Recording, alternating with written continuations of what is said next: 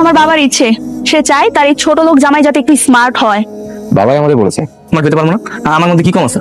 তুই তো বেটা ওদের বাড়ির কাজের লোক। তুই এই বাসন মাজা, ঘর মোছা, রান্না বান্না করা, এগুলো তোর কাজ। তাই তো আমি বাদ দিয়ে বাঞ্জা লড়বো। আয়। সরি ভাই, সরি। আমি বুঝতে পারি না, সরি আসলে। এই চলো, আমরা এক মুহূর্ত এখানে থাকবো না। আমি কেমনে বিল দেবো? আমার কাছে তো টাকা নেই। তোর কাছে টাকা নেই তো আমরা কি করবো? আজকে সব খাবারের বিল তুই দিবি। টাকা না থাকলে সমস্যা নেই, এখানে বাসন মাজার ব্যবস্থা আছে। বাসন মেজে বিলটা পরিশোধ করে আয়, যা। 1000 টাকা, আপনি বলেন 600-700 টাকা আপনার কাছে আছে। আপনার কাছে টাকা নেই তো আপনি রেস্টুরেন্টে খেতে আসেন কেন? চুপচাপ টাকা বের করেন, না হলে কিভাবে টাকা বের করতে হয় সেটা আমি ভালো করেই জানি। সমস্যা স্যার?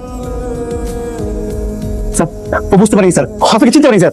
সরি স্যার, ওর হয়ে আমি ক্ষমা চাচ্ছি স্যার। স্যার ক্ষমা করে দিন স্যার। স্যার, তো লোকের কাছে আমি ক্ষমা চাইবো যে কিনা রেস্টুরেন্টে বিল দিতে পারছে না? এই এত কথা বলো, যা বলছি তাই করো। তুমি ওনাকে ক্ষমা চাও, তার সাথে কিভাবে ব্যবহার করতে তুমি জানো না? যাও, যাও।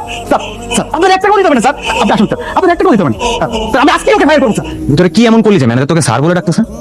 ম্যানেজারের আচরণ দেখে মনে হচ্ছে গোলামনি বড় মাপের কেউ। ওকে দেখে কেমন কাপাকাপি শুরু করে দিল। আরে নিশ্চয়ই ওকে ভুল করে অন্যকে ভেবেছে, আর এর জন্যই এত মূল্যায়ন করেছে। ভাই ফোন রিসিভ করে না ভাই, ফোন রিসিভ করলে আমার লোকেশন জানা যাবে ভাই। হ্যাঁ কি বলো? আসছে আমার সুপার স্টার, লোকেশন জানা যাবে। হ্যালো কে? স্যার, আপনার সাথে জরুরি মিটিং আছে। আপনার লোকেশনে হেলিকপ্টার পাঠানো হচ্ছে। দয়া করে আপনি হেলিকপ্টার উঠে আমাদের ঠিকানা চলে আসুন। তোর জন্য নাকি হেলিকপ্টার বাড়াচ্ছে? কি বলে? হেলিকপ্টার চলে গেছে, আপনি কি রেডি? আরে আমার জন্য কেন হেলিকপ্টার আনছেন আপনারা? আর আমি কোথাও যেতে পারবো না আপনাদের সাথে।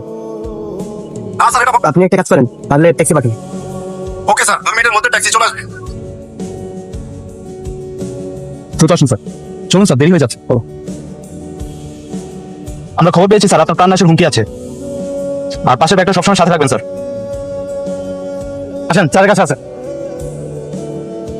দেখা যাবেন স্যার, এর ভিতর পিস্তল। পিস্তল? কি স্যার? আপনি পিস্তল কোথায় পেয়েছেন? পিস্তল?